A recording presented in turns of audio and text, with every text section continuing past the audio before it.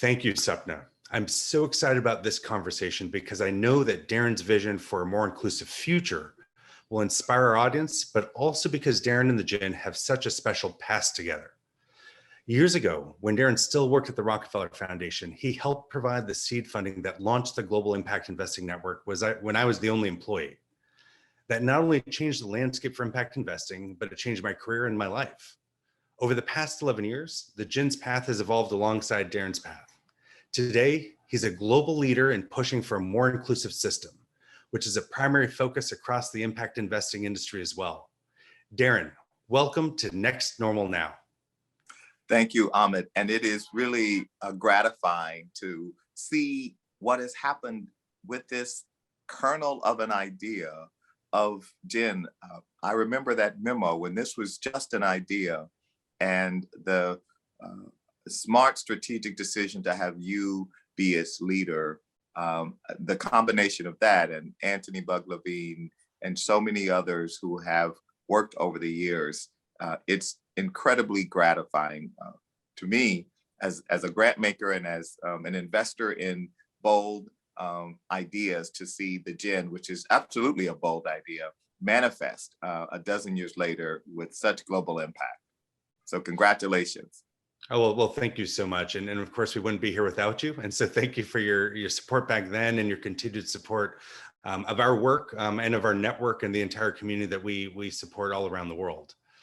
And for many people around the world, and perhaps even for some in our audience, this idea of inclusion and the idea of growth and capitalism sometimes seem fundamentally at odds. Of course, we believe this is a misperception, and you've spoken about avoiding false binaries and trade-offs and avoiding zero-sum thinking. How can we rewire that thinking, and how do we combat that? I think we know from the data now that actually inclusion grows the pie.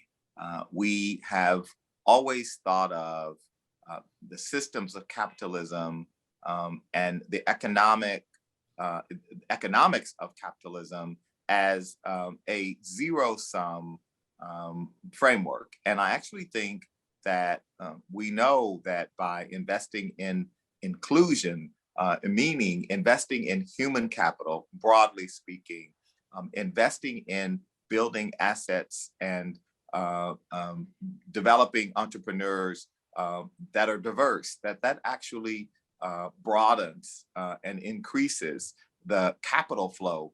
I'm a believer in capitalism, Amit, but if I am to be candid, as an American, we've never really given capitalism a chance in America because the kind of economy we have had has traditionally excluded far too many people. You can't have a capitalist system in the 19th century as we did and not pay for labor. You can't have a capitalist system in the 20th century and redline entire parts of the country where African Americans and lower income people live and not let capital flow into those communities, to pass government policy restricting capital from flowing into those communities. So what I'm calling for is actually to let capitalism in a more inclusive way, married with policy that promote inclusion, that will deliver a more shared prosperity. That absolutely resonates with me. And I think it's so top of mind for me at this moment, a year into the pandemic, when we see the stock market at record highs. And yet for far, far too many, we know that suffering has never been more immense or intense. How do we get a fundamental sense of interconnectedness and interdependence, when the world of the haves and the have-nots have never seemed further apart? This is a profound challenge, particularly for countries like the United States and other advanced economies where democracy and capitalism intersect. Because in the United States, I will say, and for many parts of the world, what happened last year was horrific. The pain, the suffering, the trauma visited upon millions of people, while some of us enjoyed enormous financial benefit and return. Now, why is that? it is because in part of public policy that encouraged through the kind of asset valuation. And so if you're lucky like me to own real estate, to have a portfolio invested in the markets, this has been a boom time from the standpoint of economics. But we have had a failure of policy because at the same time, we have not addressed the issue of distribution, which we capitalists don't like to talk about, but is increasingly urgent, because we cannot have a system that delivers for a few the broad benefits of a system and not include so many others. I think this is what I mean when I say we must have inclusive capitalism, capitalism that actually works for more people. Absolutely. And I want to actually start to paint a picture of what that would look like if we're successful. If we fast forward now to the next normal, and really start to articulate what that looks like and paint the picture of this future for us. If we got this right, we actually built inclusion into our capitalist system, what would our next normal look like? What would be different? What would it feel like for the people living in it? What would the human impact be? Well, let's start at the top. And what I mean by that is we have a system that is designed by and has benefited mostly white men. Now, this is not a criticism of white men or a critique of white men. It's to simply say that we have a system that has been designed by and benefits over indexes for that population. So what will look different is if there are more diverse people leading entrepreneurial enterprises, leading public and private companies, populating the C-suites, the boards. So at the top of these organizations, it will look different. Inclusion will manifest in ways that make the composition of these structures, these forums, look different, which we know in turn will make them more successful because we know the data around diversity and what it does to performance. So this is not about doing a favor to Black and brown people and women. This is about ultimately EPS. This is about fundamental business sense. Then it would also look like, in terms of who benefits, it would look different because we would ensure that the pipeline, the aperture for opportunity broadened to ensure that we had more people engaged in, more people participating in, more people working their way up through the various systems and structures and succeeding. And so that's what inclusion would look like. And we would be investing in more places that we have historically not invested in. Yeah, and my hope is that at this time, of massive dislocation, obviously an incredible amount of damage being done to so many communities, that have been set back years and decades in terms of this progress, that there's at least a greater awareness and focus on the need to build more inclusion into our system. In many ways, we've seen kind of an X-ray or a spotlight put on the inequities that exist in our system as is today. And so I'm hopeful that this is a time and of us to make leaps ahead as opposed to just incremental progress. How do we seize this moment to generate a more inclusive race to the top? And what can we do to make this future more concrete? Well, I think what we can do to make this future more concrete is to scale the things that work. We know what works. There's enough evidence to demonstrate what inclusion looks like and what the mechanisms for inclusion are, both policy, public policy, and private policy.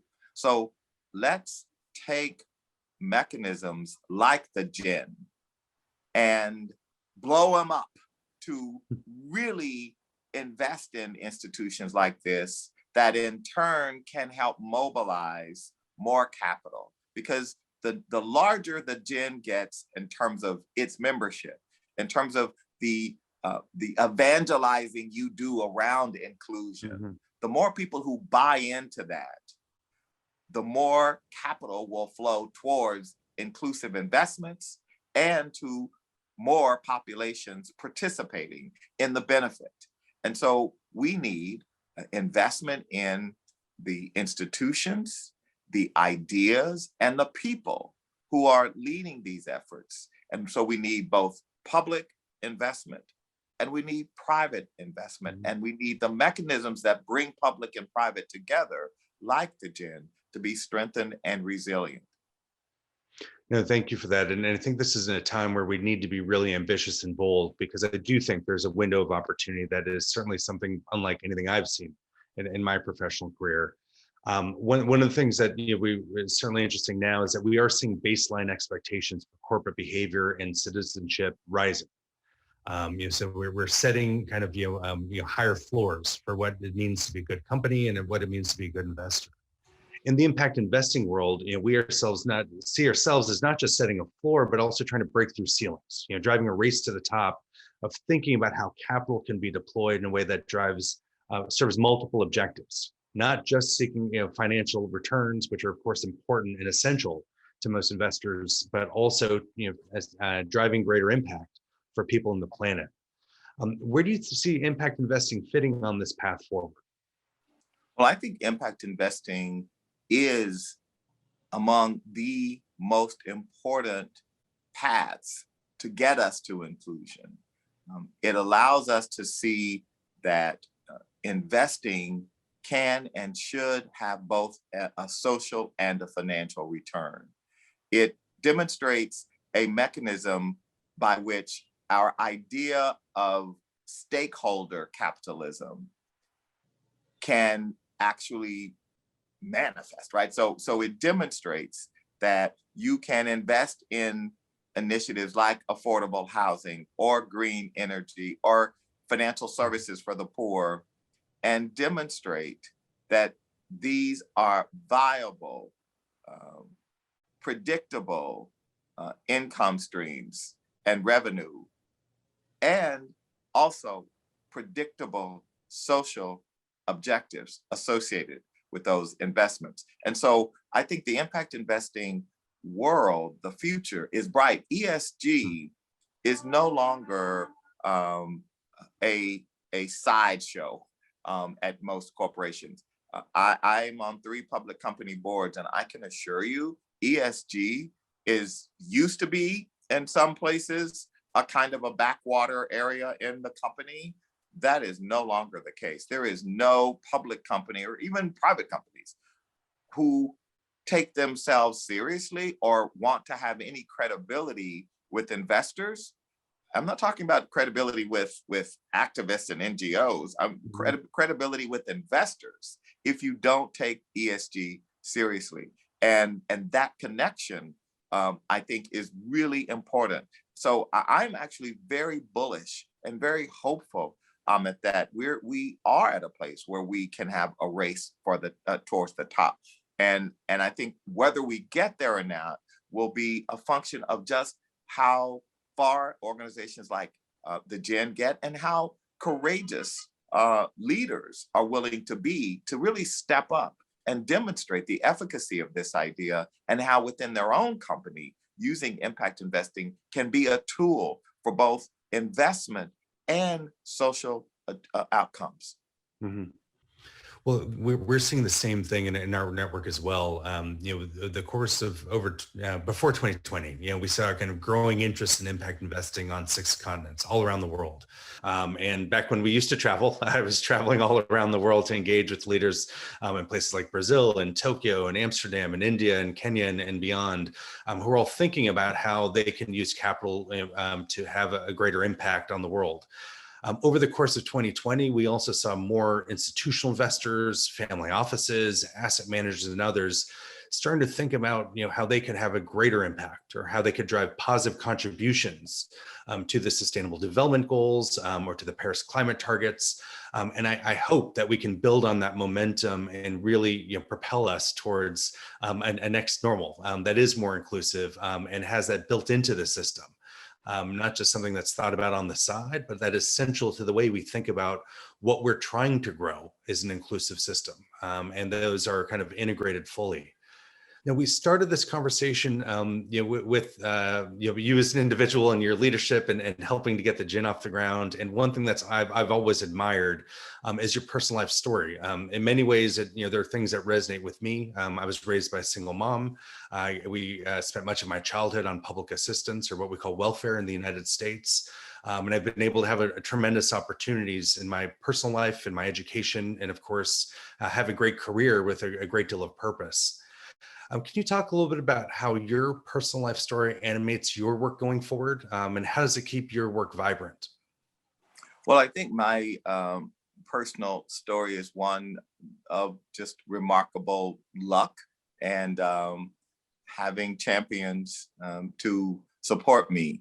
And clearly, like you, when you grow up in a low-income household with a single mother, that makes you resilient, and in my case, very ambitious to make a difference in the world and make a difference in my own circumstance. So I was very lucky because I was in the first class of Head Start in 1965, a program in the United States as part of the 1960s President Johnson's War on Poverty.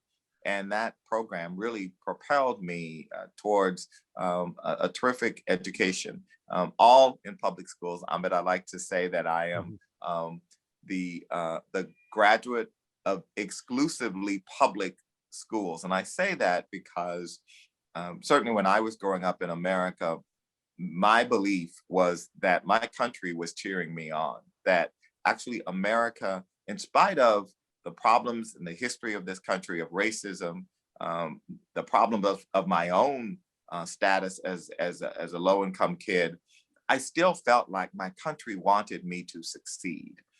And so I was very lucky, and that was demonstrable that my country wanted me to succeed, because whether it was good public schools or a scholarship and a Pell Grant to a great public university and law school, and leaving without a concern about debt or the kinds of things young people are faced with today, I always felt like I would be able to get on the mobility escalator and ride it as far as my talents would take me and my ambition would take me.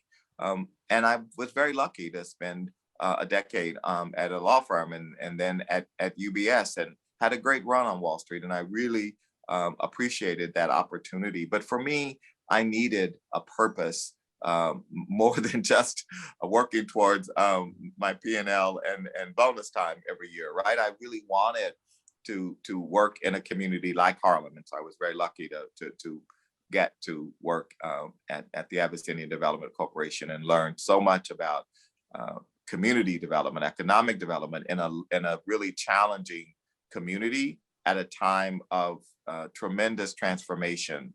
And of course, it's hard when you are in Harlem today to believe that 30 years ago, when I worked in Harlem, there were times when it was hard to sell a very nice brownstone for $250,000. And so it was a different time.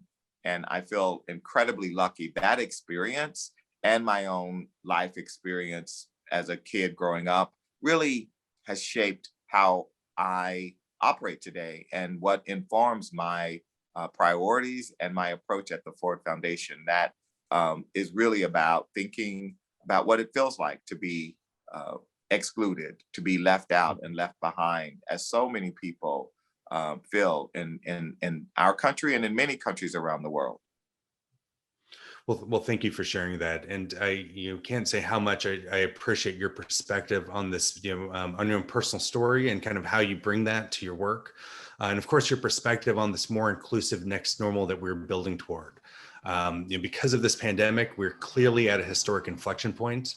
I hope it's clear to everyone that we cannot return to the old ways, but we must reimagine a different future. Your vision and the way you express it and how inclusive it is helping all of us do exactly that. So Darren, thank you so much for everything you've done for me and for the GIIN, and thank you so much for joining us here today. Thank you, Amit, and congratulations.